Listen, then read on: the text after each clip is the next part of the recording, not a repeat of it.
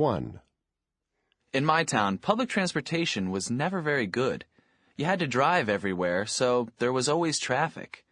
The government wanted to make public transportation easier than driving cars.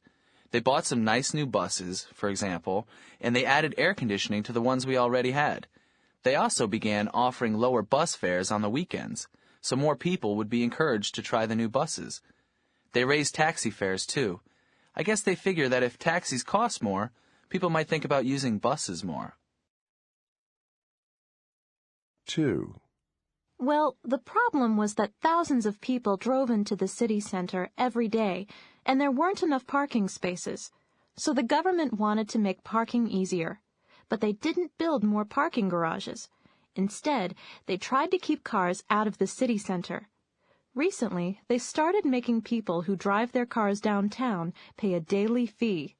You have to pay $10 if you want to drive your car into the center between 8 a.m. and 6 p.m. At the same time, they have raised the parking lot rates, so people think twice before they drive their car downtown. 3.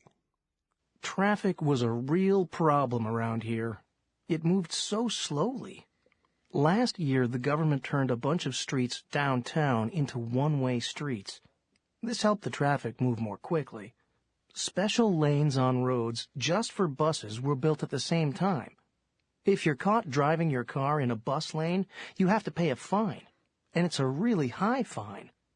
Also, they passed a law last year that says you can only drive your car downtown 3 days a week.